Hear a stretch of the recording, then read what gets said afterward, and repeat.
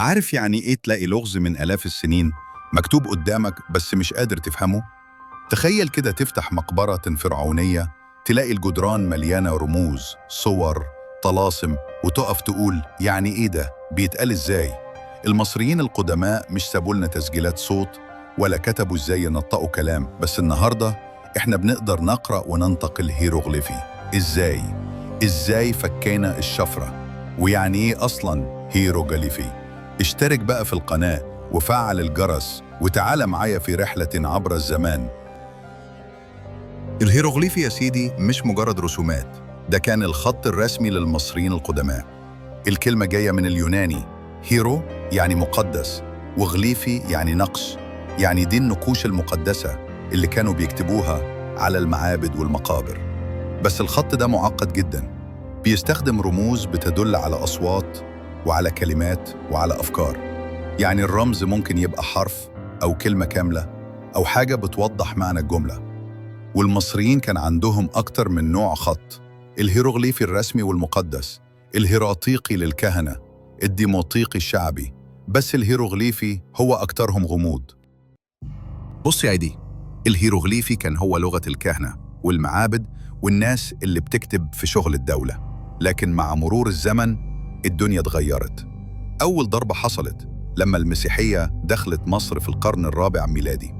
الكنيسة وقتها بدأت تحارب المعتقدات الوثنية، وكانت اللغة الهيروغليفية جزء من العقيدة دي، فبدأت تتمنع وتتنسى، واتمنع استخدامها في المعابد وبدأت تختفي من الكتابة الرسمية. الناس وقتها بدأوا يستخدموا لغة تانية، اللغة القبطية، ودي كانت التطور الأخير للغة المصرية القديمة، بس كانت مكتوبة بحروف يونانية ومعاها شوية رموز مصرية. يعني المصريين ما كانوش بينسوا لغتهم فجأة، لا، هي بتتغير مع الزمن لحد ما الهيروغليفي نفسه بقى حاجة قديمة جدا محدش بيستخدمها. وبعدين جت الضربة التانية لما جت الفتحات الإسلامية في القرن السابع ميلادي. اللغة العربية دخلت بقوة وبقت هي اللغة الرسمية والإدارية والدينية، واللغة القبطية بدأت تضعف ومعاها أي رابط مباشر باللغة الفرعونية. الناس بقوا يتكلموا عربي، يكتبوا عربي، والمخطوطات القديمة بقت تتقري على إنها رسومات مش كلام. واللي حصل إن مفيش حد بقى فاهم الهيروغليفي ولا عارف حتى ينطقه. وبمرور الوقت بقينا واقفين قدام جدران المعابد بنقول يا ترى الكلام ده معناه إيه؟ ومفيش أي دليل يساعدنا، مفيش تسجيل صوتي، مفيش قاموس، مفيش كتاب قواعد. اللغة ماتت والناس كانت فاكرة إنها هتفضل مدفونة للأبد، بس هي رجعت، واللي رجعها حجر واحد هنحكي عليه دلوقتي: صايون.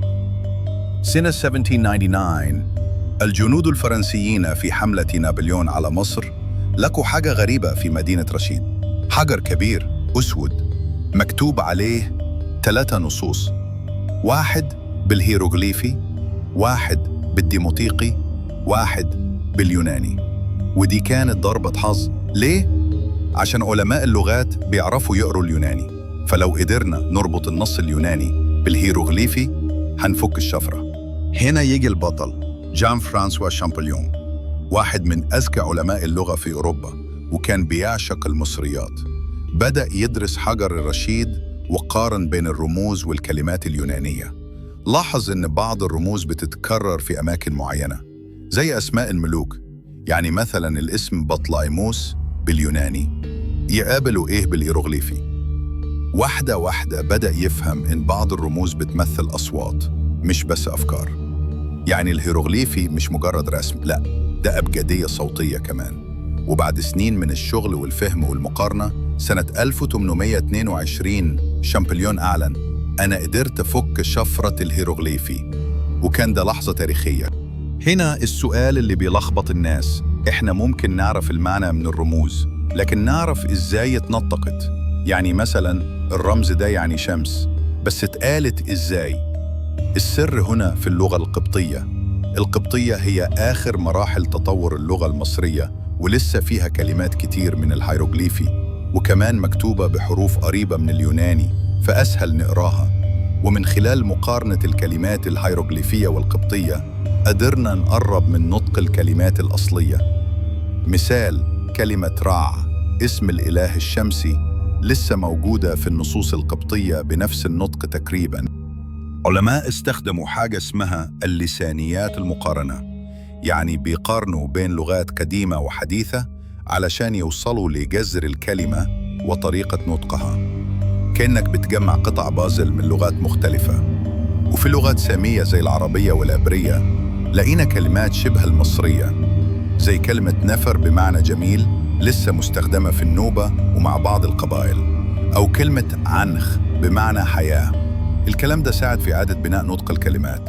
لحد النهاردة إحنا مش بنقول إننا بننطق الهيروغليفي 100% صح، بس إحنا قريبين جداً، وده بفضل عقود من البحث والمقارنة والحب للغة والحضارة دي، وبنستخدم النطق الأقرب والأشهر في الدراسة والتعليم. اللغة اللي الناس افتكرت إنها ماتت رجعت تنطق تاني وتفهم تاني وتعيش وسطنا. اللغة دي مش بس رموز على حيطان، دي روح حضارة كاملة وإحنا اللي أحيناها. لو عجبك الفيديو ما تنساش تعمل لايك وتشترك في القناة، وسيب لي في الكومنتات رأيك وعايز تتكلم عن إيه المرة الجاية.